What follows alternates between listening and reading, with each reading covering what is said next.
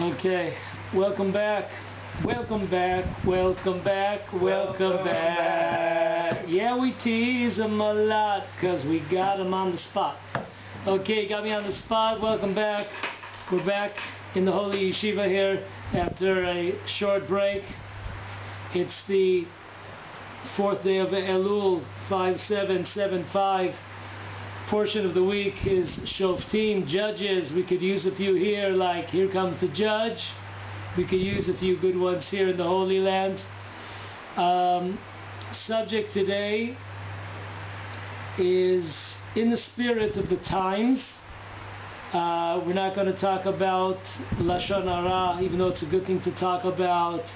We're not going to talk about various characteristic traits. It's a good thing. We're going to talk about big time.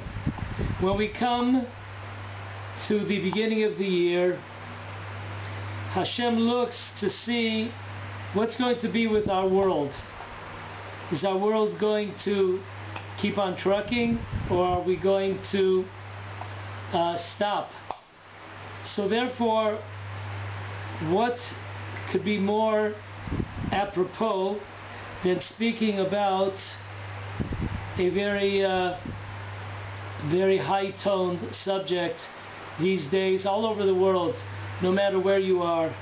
I've said many times for the last 6-7 years, I've said it that the issue of our day, the last test, the last big test of our times will be the question, will be the test of same-sex marriages and homosexuality. About a month ago in Israel, we had a parade that unfortunately was in the streets. They had one in Tel Aviv, and the one in Yerushalayim. Usually there's anti-protesters there, and a lot of police, a lot of border patrol, etc. And for many years it was not allowed. They tried to march, the G people, they tried to march, but because it was so offensive to the people, usually they were not allowed to march. They had to have it at some kind of closed auditorium, like at the PLO University. If you're familiar with that in Jerusalem, there's the PLO University. Some people call it the Hebrew U. We call it the PLO U. Unfortunately, for the last couple of years, it's been allowed, though probably 80 or 90% at least of the people in the city are against it. And I guess it doesn't really matter, because they're just going to go in your face. And this time around, as what happened 10 years ago, there was actually the same person. He went into the crowd, a religious fellow. He went into the crowd and began stabbing some of the participants in the march. Okay, so question is, how does Judaism look at the subject? Before getting into this specific person that did what he did, what is the Torah outlook? What is Judaism's take on this subject?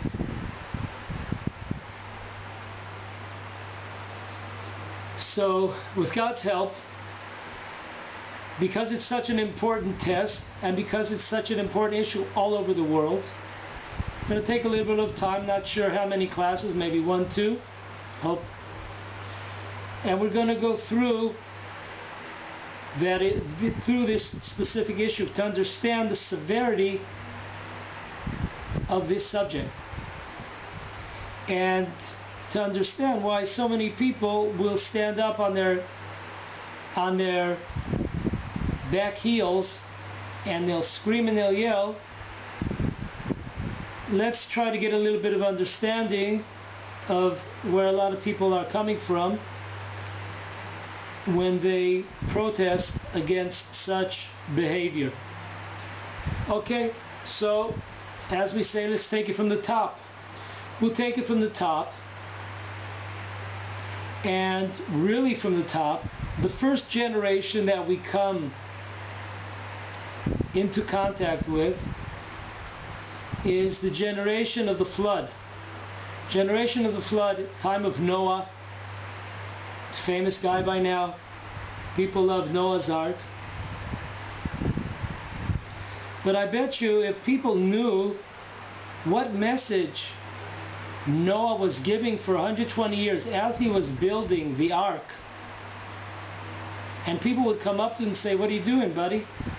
I didn't know you were in the building business. I didn't know you were a contractor." He said, "I'm not. But there's a flood coming because Hashem is pretty, God is pretty angry." What's the deal? Well, there's a few problems here in the world. Okay, lay it on me.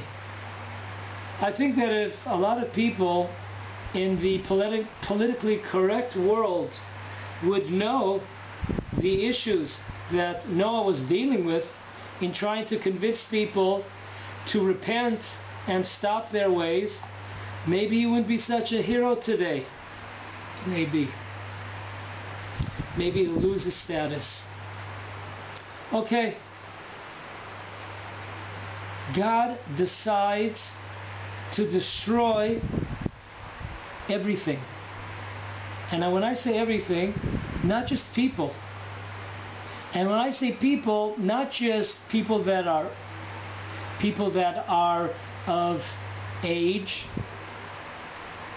13, 14, 15, 16, 17, 18, but also children. But not only children and people, but also the animal kingdom. Not only the animal kingdom, also plant life. It's destroyed. Not only plant life was destroyed, Chazal tell us, the rabbis tell us, that the earth had to be destroyed. A certain depth of the earth was totally destroyed. The topsoil totally destroyed. Now, many times in the Bible we see, in the Torah we see various punishments. But you have to admit, this is a pretty serious deal where we're covering people, children, babies, etc. What's going on over here? Like, what's happening over here that Hashem is so upset? So, let's look into it. We're in now Breshit Rabbah, the book Breshit Rabbah, 26th chapter, and the fifth paragraph. Fifth paragraph says the following.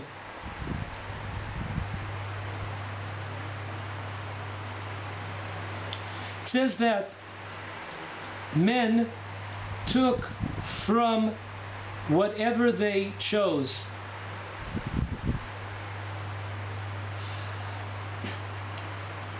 People saw, and they took, and they had relations with whoever they saw. Now, who are we talking about exactly here? So there's various opinions about who we're talking about. Some opinions said that they would also get together with married people, married couples. That's one opinion. Second opinion is they got together with homosexuality behavior, men with men and women with women. Rav Yehuda B'Shem Rebbe says the following: the generation of the flood was not destroyed from the world. And when we say destroy, we're meaning it, as we said before, everything. When was it decided that the generation of the flood would be totally destroyed, every single part of the world. When they agreed to accept and write marriage contracts between the same sexes. Now, this might seem to you like, okay, this is right out of the today's CNN, Fox news broadcast, but it ain't. We're talking about thousands of years ago. And the Torah is very clear that the reason why Hashem was so harsh with the world was because of this behavior. This wasn't only behavior that took place behind closed doors, which is bad enough. It was not behavior that took place in public, which is bad enough. It was officially recognized by the court system of the time. Might ring a bell.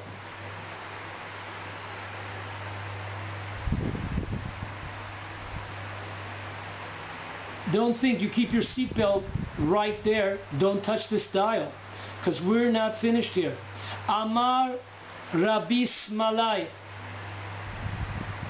He says the following: B'chol makom she'ata motzeh znut, any place that you find in the world, you find immodest behavior, plagues come to attack the world. Plagues come to attack the world. V'horeged, listen closely, it kills tovim v'ra'im. It kills those that are good, those that are bad. Immediately we should have a question. If that's so, if such behavior, immodest behavior, that's sexual immodest behavior,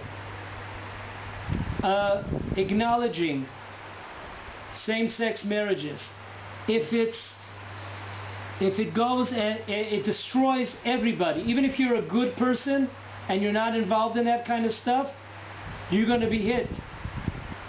So the question obviously is, how come Noah and his family wasn't hit? The answer is that Chazal tell us, the rabbis tell us, the fact that they had tremendous amount of merit. I mean, you think about it. I just heard now from Brother Simcha that for a couple of years he was working in Florida in the heat. He was working on roofs with tar, and he's not, the humidity of Florida, right? There we go. So that was a couple of years, Simcha. But imagine Brother Noah, for 120 years he's out there and the sun is beating down on him. He had a tremendous, tremendous amount of merit. So if you were just a regular good person, you could very easily be destroyed. If you had tremendous amounts of merit, then it's possible, like Noah, you would be saved. Excuse me, I must say something. Because of your words, I have this understanding of it. Because it's in English. What about Lot? What about Lot? These two daughters. They're looking down at Sodom and Amorah, at Sodom and Gomorrah, and the two daughters think the world has been destroyed. And the older one says to the younger one, let's give our father wine. Where they have wine, the sages explain this. And let's get him drunk. So he's going to have a relationship with us. I think people today cannot understand this, but I'll try to explain. You know, it's against, this is incest. Incest. Of course, this was before the Torah was given to the Jewish people. But still, there was a degree of modesty in those days that they had to speak together, to consult each other, because it wasn't a thing that was done usually. Sodom and Amorah was this point in the earth of sin. Now it's all over. In every part, in our land, in Jerusalem. Jerusalem, the holy city. It's not one point, I'm not theatrical. I heard what I said. I didn't prepare this ever. But you gave me the inspiration. That's what we're talking The about. immorality comes from those relationships, because those relationships created children that were immoral, that it festered. Even I don't know. I don't know if you're right. That was before the giving of the Torah. Well, for sure, because you notice... Incest was always not allowed. But they thought the world was destroyed. But immorality carried through because the daughters of Moab... This Hebrew is this. Ein Ishmar. There's no one living today, Lavo Aleinu, to come on us, to go to bed with us in cheap English. That cheap language of English, excuse me, because you can't understand it. And I have to get to these people in New York and Manhattan. But who came? But let me just finish your point. Who came? From your point. Nations came. Okay, so Melech Moab, who shama Elohim, who kam yakiseh, the Ehud. But who came on the Jews? Ruth HaMoabiyah. Okay, I understand. So listen, Moab, we know ultimately... Not talking about sodomy, God forbid. We know ultimately... Sodomy is the worst sin. Sodomy. Okay. Not incest. Okay, but we know... So check it out, professors. Okay, well, we know that, of course, Moab had to be created because of Ruth. Absolutely. But before Ruth, in between Ruth and the relationship you were talking about at the destruction, when the Israelites came and were going to get into the land, they were almost destroyed by the Moabites. You are right, because Ruth was a grain on the shore of sand. That's why she's the grandmother of the Mashiach. David, Mashiach Rishon. She is the essence of those people, just like Caleb and Yeshua were the essence of that generation that left Egypt. Okay. But I want to say one thing while we're off subject and we're talking. What I find interesting is the rabbi started the Shiur talking about Noah. He talked about Noah. He started the Shiur Noah. He was on the sea. Okay. He was comfortable doing his work. And we can talk about 100 years he built the ark. He wasn't nervous like I am. But and we could discuss about Chesed and how the water was cleansed and the Chesed and all this beautiful Kabbalah. But don't take Kabbalah and Midrash. Pshat. Right, Pshat. Okay, but I wanted just to say one thing. Rabbi, it's interesting that you started this lecture with Noah, and Noah's symbol is the rainbow. We'll get to that. Okay. Well, you can cut it out there. Over the rainbow. They won't say. They're out there in America. They won't know I'm dancing. I'm laughing. Why am I laughing? Because the situation is so dark. I had a motorcycle in the States, a BMW. Nice. When I was 18 years old. I'm now 70. And I have 11 children. Thank God. And I have a brother in Las Vegas. He's not lost. The environment creates the sin. The Jewish people are clean. He's a babe in captivity, my brother. He was created by a Jew. Okay. Let's go on. Chazal, continue. We're just going to keep on fighting over here. So we said, second principle. In the first principle, we understood that the decree to destroy the entire world, as we explained what the entire world means to understand it, it was only decided after they agreed to acknowledge these kinds of relationships and accept them as law. Number two, we said that such behavior creates a situation where a plague, some disease hits the world and it destroys also good people. Number two. Number three, Rabbi Azariah and Rabbi Yehuda, the son of Rabbi Simon, in the name of Rabbi Yoshua ben Levi, says the following. Listen to this. Ala kol HaKadosh Baruch Hu marich apo chutz min haznut. Every sin, Hashem is willing to, okay, let's take it easy. We'll give him a chance. Okay, time out here on the court. Let's let them regroup here, except for this point. This point of when there's immodest sexual behavior, there is no holding back God's anger. Excuse me, another point. I have to make this point. Very important. There are a lot of non-Jews listening to the Rav. Thank God. Thank God this gets all over. I'm really enthused at this moment. I was in the field with my flock a few minutes ago. But here you're getting out to the world. So let you remember, the God does not suffer prostitution. Excuse me for that. It's a very bad word. But you have to know what you're doing now. You're going to be destroyed if you continue. Oh. Okay. They don't care. So no, I don't know. When you hear it over there, you hear different words. We see these points very, very clearly that this sin is not new. Didn't just happen today. Didn't just happen 6 weeks ago in the not so Supreme Court in America. It's been around for thousands of years. Now, somebody hinted to a certain point which is very, very important, and we're going to bring the holy Netivot Shalom, the Rebbe Mislonim, in his unbelievable work. He has on the portion of the week of Noach, he has on page 48, he asks a great question. On one hand, we see that Chazal say, the rabbis say, that the reason why the generation of the flood was destroyed, what really closed their account and destroyed them was the fact that they stole from one another. On the other hand, we have what we just read now.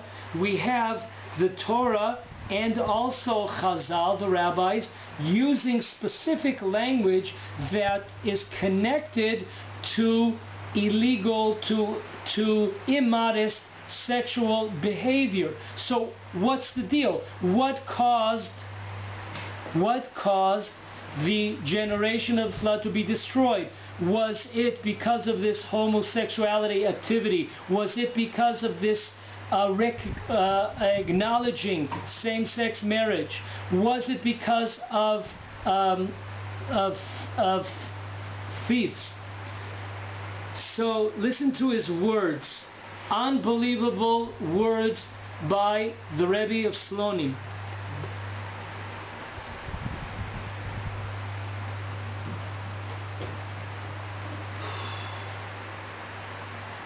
Says the following.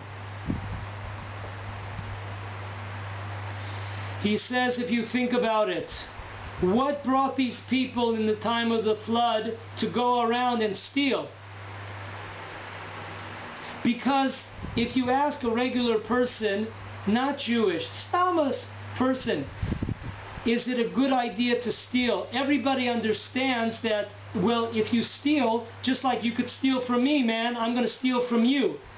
So it's not a good idea. Every person, God created people with the understanding that you don't have to be a rocket scientist to understand that it's not a good thing. The world cannot live. The world cannot survive when we have robbers and thieves running around. Excuse me. They destroy. Robbers and thieves, as you do it, you hide away. They did it out. Everyone saw in the middle of the day. The strong man was the one that ruled there. Okay, we'll get to it. We'll get to it. Okay, so we have, according to the ethics of a human being, it has nothing to do with whether you're religious or not. The ethics of a human being is that it's not worthwhile, and it's not a smart thing to do to steal, because you steal, so someone can steal from you, and then someone keeps on going, the ball keeps on rolling. So listen to what the Rav Slonim says.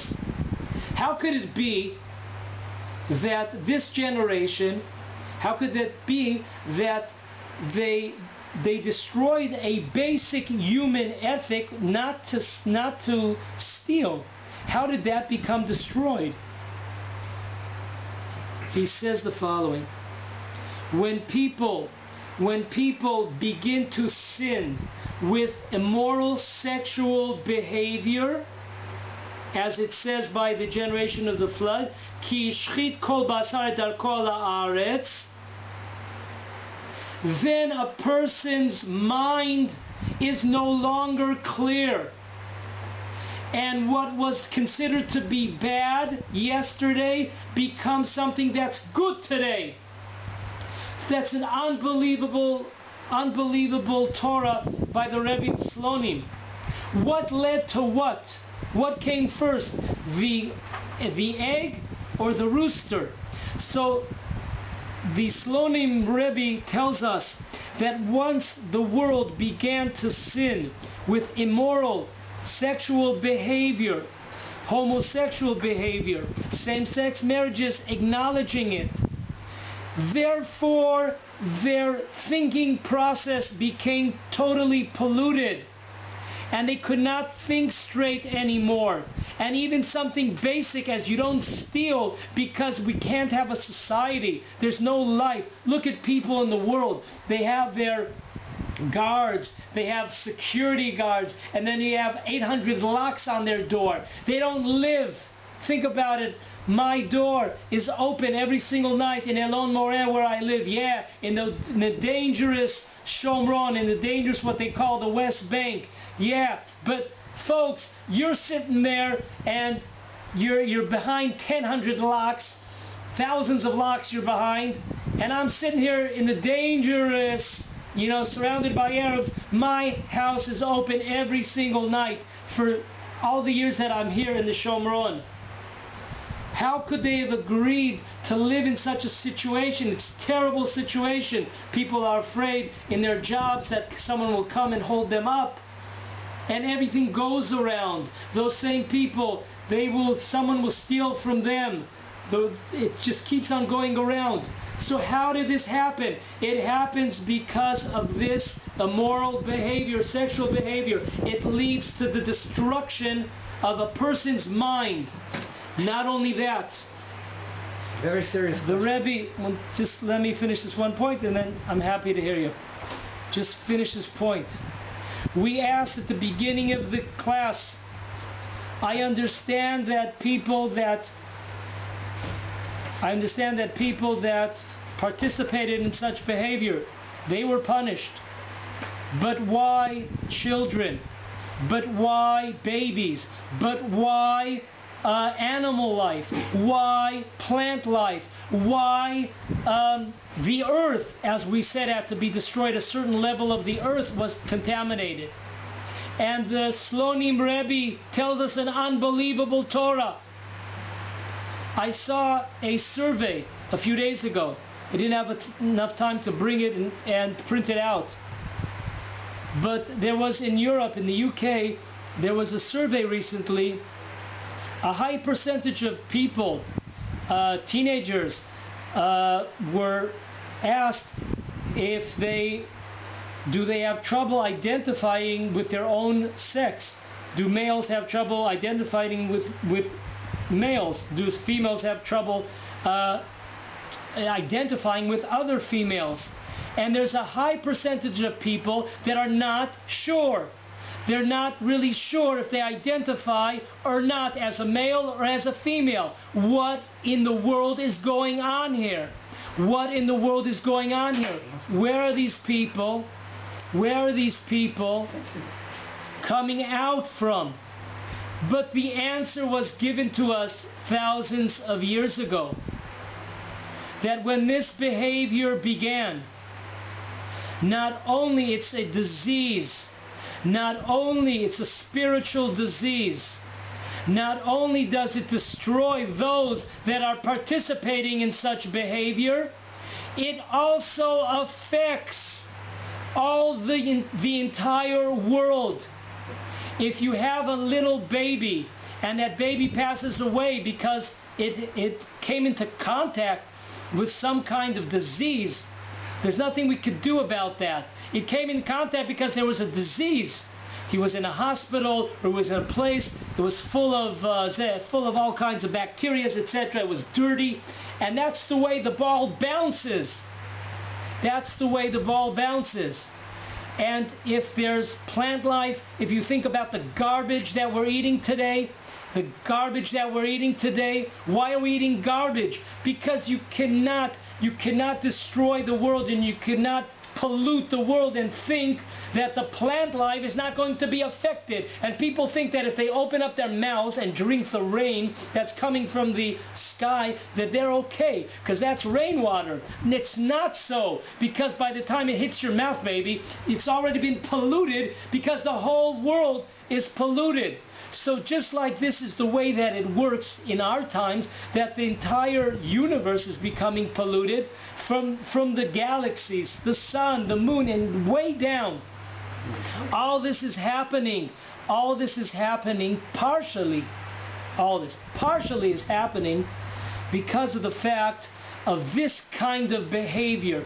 This kind of behavior has destroyed, not only mankind, but all things around. It's like a disease that gets around. So therefore, it is no wonder that people are not sure today what they are. Am I a man or I'm a woman? Am I Bruce Jenner or am I Carolyn, whatever it is? Caitlyn.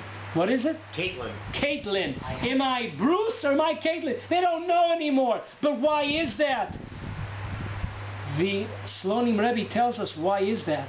It's that because even things that are clear, like do not steal, because it's not a good idea for the entire world. I'm not a religious person, but in order for the world to tick, we have to not steal from each other so we can have a great life. But nobody's out. It destroys a person's mind. It destroys every part of life. It gets in there as a spiritual disease. Yes. What I'm going to say, I cannot say it quickly, but I disagree with the Rav. Disagree. Rav will listen to me, perhaps he will agree with my point. What's happened over the last 150 years, or maybe 200, has created this condition where people cannot identify with their sex. Why? And they're not guilty. I'll tell you why. Pay attention. I'm talking in a very different context than the Rav. So please, don't fall off your chairs. You're far away from me. I'm here in the mountains of Samaria. I'm a shepherd. I walk on the field. I'm standing in a Beit Knesset at this moment. I feel comfortable because my flock actually just finished eating. They're in the shade now. We're in the heat of the day here. I'm trying to orient you where we are, not just theories. What happened, mankind, not Israel here, mankind, especially America, the land of the brave and the free, they had this beautiful land given to them. And what did they do? They had what you call the Industrial Revolution. What happened? People left the land. Within 2, 3, 4, 5 generations, they totally left contact. Oh, they look at they've got video, and they can look at the land from their seat in Manhattan, in the penthouse. How beautiful! What a lovely world. There's a song I heard, a black woman, she's also, I have pity upon her. She opened her window. What a beautiful world. Well, she's rich. Her grandmother wouldn't say that. In Africa, it was a beautiful world. But the white man destroyed Africa. I'm just against this. Because they had a lot of homosexuality, and I'm not getting off the... Please. Oh, no, don't. I won't let you talk. Shut up your mouth. I'm not going to shut up. The Muslims were the ones who destroyed Africa. The Muslims are the ones who these are isolated in... It's a plague now. It's a plague. It covers... I saw it a few minutes ago. Paris, London, New York, Tel Aviv, Amsterdam, Stockholm... all over the world. Why? It's a global village, man. You don't sweat for your bread anymore. A woman can do the work of a man in his air-conditioned office. I'm a man. I'm an old man, but I do the work of a 30-year-old Israeli. Only the soldiers are out in the sun today in Israel. Even the religious people here, in their air-conditioned yeshivas. They're in Israel. They're also in America. And look at Satmar. Satmar there in... we're getting off the... they just... I'm finished. We're getting off the two subject. sentences. They despise the Israel state. Well, I despise them. Because they have got the strength to get off their seat and leave their air-conditioned buildings in Williamsburg and come to the Holy Land that still is holy. It will always be holy, even though there's terrible, terrible homosexuality. Okay, moving on here on the point. What's amazing is, and it was hinted here by Brother Simcha, it really is amazing that after the flood, God comes to Noah, and he says to him, listen, we're going to make a covenant here. We're going to make a covenant here. And in Hebrew, we use the word brit, which is also, if you remember, it's also the same word for circumcision. So God makes a covenant, a circumcision, the same word, with Noah. Now, why is this word used? This word covenant, which also in the holy language means two things, also covenant, and also it means the brit, also means circumcision. Because of the fact that it's clear now, because the major league sin at the time of the generation of the flood was this issue of people using their reproducing organs in a wrong fashion. Therefore, God specifically uses, so to speak, plays on the word brit, which is covenant, agreement, and also brit means the circumcision, because that place, the sexual organ, was where they fell. And therefore, God says that even though generations will fall, the world will not again be destroyed. And this is the covenant, and this is the circumcision. And then, what is this covenant? It's the rainbow.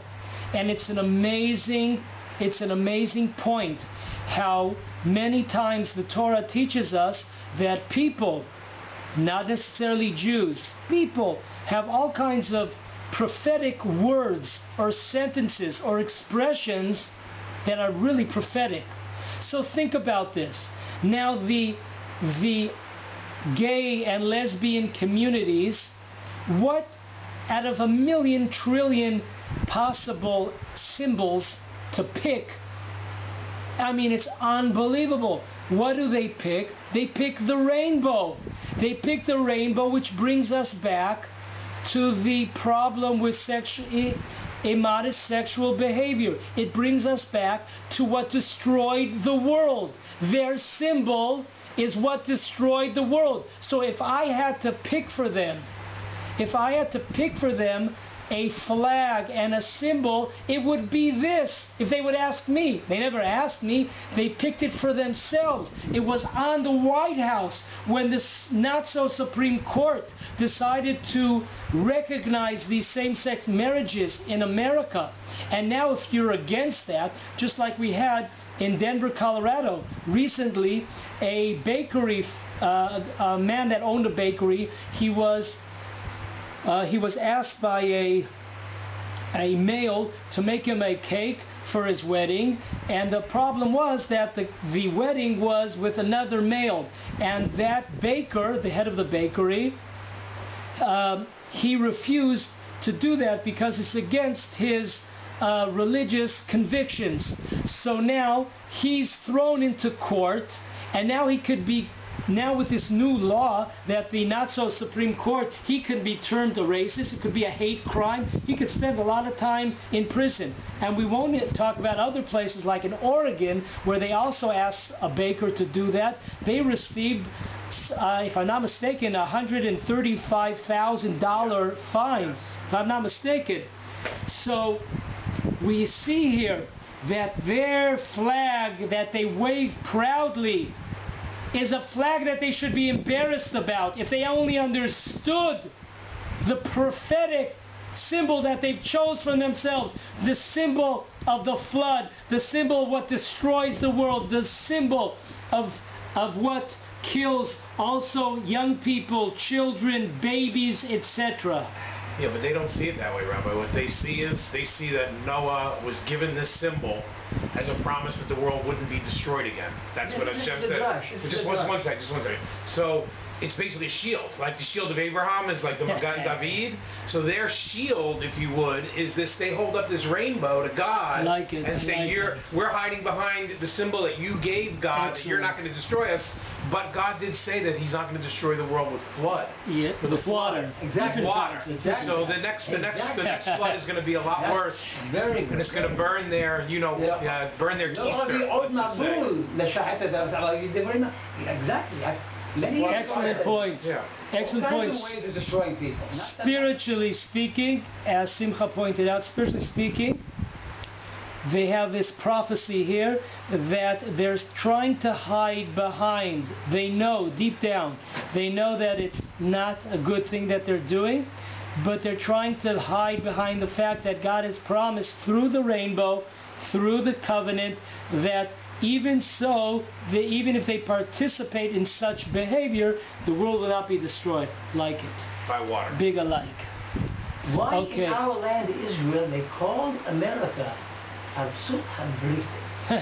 What kind of covenant do they have going on over there? Making atomic bombs. I think actually it's a great name that they decided because of the fact that they've destroyed the Brit, which means modesty, sexual modesty. Because they've destroyed that Brit, they're in for a big punishment coming down the pipes. Very soon. Next, if we think this was a one-time event, on one hand it was, as we spoke about the severity of how the world, each part of the world had to be destroyed because of this disease that killed everything out, but it's not. In fact, we have, as mentioned here, we have the next time we see this kind of behavior is in the time of Lot. Lot moves away he separates himself from Abraham. There was a little bit of a dispute between the two shepherds, and they part ways. Afterwards, it comes that God tells Abraham that He's about to destroy the city. At that time, it was the metropolitan of the world, Sodom. It was like high tech. It was like the most technological advanced place of the time. God says to Abraham that He's about to destroy the place Sodom. He's about to destroy this place called Sodom. And then He's trying to argue with God, and He's trying to say, if I find 10 righteous people, 20, 30, etc. Listen to the following words.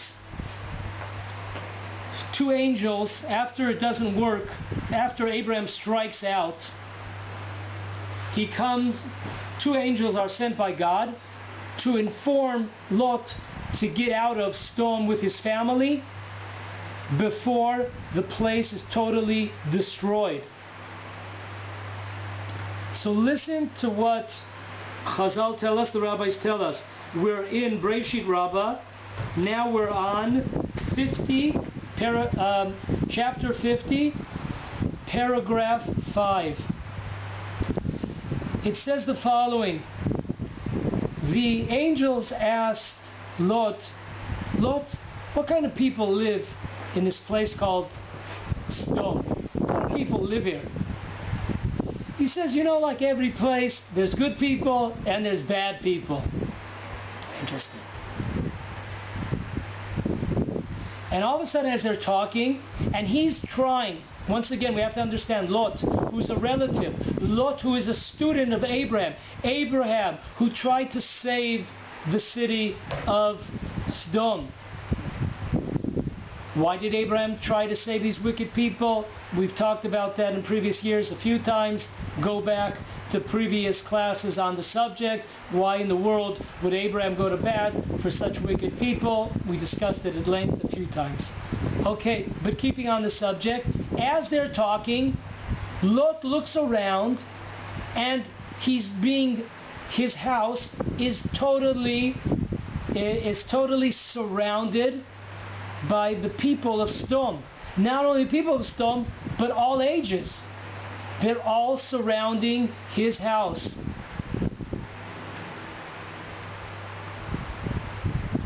And Chazal tell us, Rabbi Yoshua ben Levi, B'Shem Rabbi Pedaya says, the whole night, it wasn't just one question, what kind of people live here? And then he answered, no, that whole night, when they came at the beginning of the evening after sunset, when the angel set upon the house of Lot, that whole evening Lot is going to bat for the people of Sodom. That whole night he's trying like Abraham to save the people of Sodom.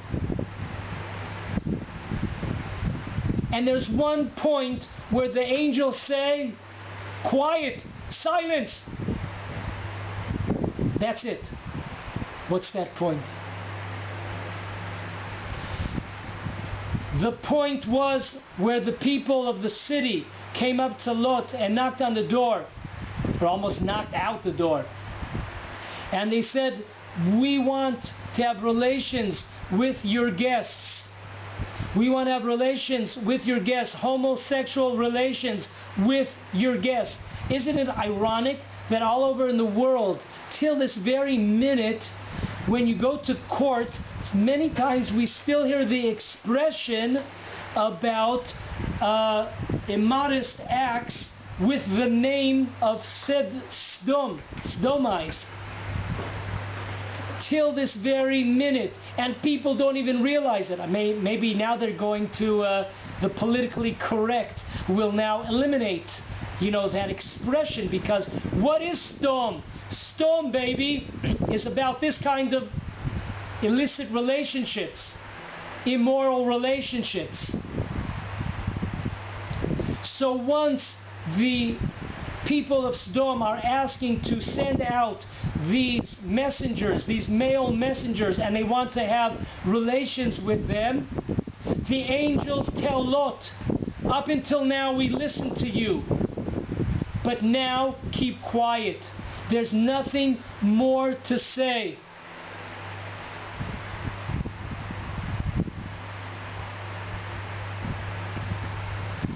There's nothing more to say. From this period on, listen to the words. Ein lecha reshut lilamed sanigori aleim. It's an amazing thing. A person steals, a person kills, a person does a lot of things. We could steal. He was upset. He wasn't feeling so well. He wasn't himself. He lost all his money. He's lost his job. Okay, excellent. Try to bring some good points for him. Chazal, the rabbis are telling us here an amazing point. When it comes to this kind of sin, homosexual behavior, there is no more trying to save communities such as Sodom and other places. Any other sin we could try to bring, and to the defense can come to their defense, except for this issue. This issue, there's nothing more to talk about. Sodom is a closed issue. They're about to be destroyed. And it's an amazing thing, because of the fact that it was the same sin as the generation of the flood. Therefore, the daughters of Lot that survived with Lot's family, they were sure that the world was destroyed. Why did they think such a terrible thought? Because of the fact that it had been done already. The world was destroyed because of this behavior. If this behavior returned, then the world could be destroyed again. So they were sure that not only the city of Sodom was destroyed, but the entire world was once again destroyed. You know what's interesting, Rabbi? I just thought of that Abraham was arguing with Hashem or debating with Hashem, whatever way you want to say it, and they came to the conclusion of 10 men, right? 10 men would save the city. So I just thought now that you're speaking that Abraham probably thought to himself, now I know the Torah wasn't given yet and before phylacteries and tefillin and chakras and all this stuff, but although they say Abraham created the chakra prayer, right? That Abraham was probably thinking to himself, wait a minute, Lot's there, so Lot must have gathered a quorum, and he must have like something going on in Sodom that he's a light unto the city. He must have a steeple. He must have, a little steeple somewhere, you know what I'm saying? I mean, this is probably what, Abraham thought and was hoping the best for his nephew, but unfortunately it wasn't the case. So that was the end of the city of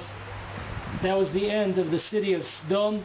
Men, women, children, babies, destroyed because of this illicit behavior, this type of sinning. Okay, now it's interesting somehow though the covenant of salt was involved in that also, because God made a covenant with salt, and then somehow the Lot's wife. I'm sure there could be a whole lesson on that. But, you're catching on. Catching on. But there's a salt issue that went on there. The last point in this first of the series on this issue is in Vayikra Rabbah, 23rd, the 23rd chapter, 9th paragraph. It says in the Torah, God warns us not, when we come into the land of Israel, listen closely, God warns us, do not copycat the actions of the Egyptians.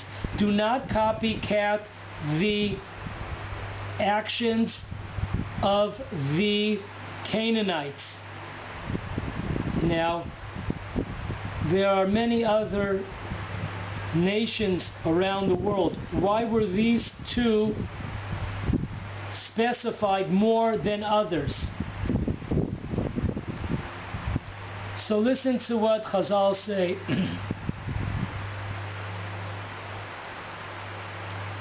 It says, after God warns the Jewish people before stepping into the land of Israel, be careful. If you do not want to face the same fate that the Egyptians who were destroyed, if you do not want to face the music that the Canaanites are about to face, being destroyed and thrown out of Israel, the land of Israel, better not copy their sexual practices, as we'll see. But God then says twice, Ani Hashem Elokechem, I am your God. Okay, it uses the term I am your God, which is mercy, but then it uses the term Elokim, which means strict judgment. And it says it twice. Why twice? If the Torah says something twice, there's a reason, there's a depth. So the Chazal tell us, the rabbis say, why twice? Because I'm going to remind you, I destroyed the world because of this such behavior in the time of the flood, and I destroyed the world a second time, destroyed the city of Sodom a second time for the same kind of behavior. That's why it says 2 times, better, be careful. Because of the fact that, and once again, we quote, Rav Malai says, any time that you have immodest sexual behavior, you're going to receive all kinds of diseases and all kinds of plagues hitting you. and it destroys good people and bad people. It destroys people of age and people that are young, people that are only children, because it's like, as I said, it's like a bacteria, it's like a disease. It doesn't matter, Ken, if you're around somebody that has a disease and you're bringing the guy sneezing on you and coughing on you, you're going to get hit. No matter who you are, you're going to get hit. And it says again, the world was not, these generations were not destroyed until they agreed to accept, to recognize marriage contracts between the same sexes. The same, once again, unbelievable. Chazal connect. We have 3 dots here. We have the generation of the flood. We have the generation of Sodom and Gomorrah. And we have the Jewish people that are about to enter the land of Israel. And God warns them, do not partake in the immoral behavior that led to the destruction of these 2 places, and also the place, and also Egypt, and also the Canaanite nations. They were known for this kind of behavior more so than other nations. So we have now, what we call 3 strikes and you're out. We have these 3 generations, and we have how strict God is on this. God willing, next week we will continue in depth on how to look at this issue, which is the final issue before the coming of the Messiah. You know what's interesting, Rabbi, is that they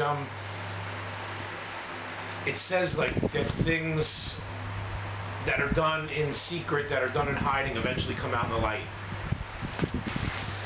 So what I call the Tower of Babel generation, the globalists, okay?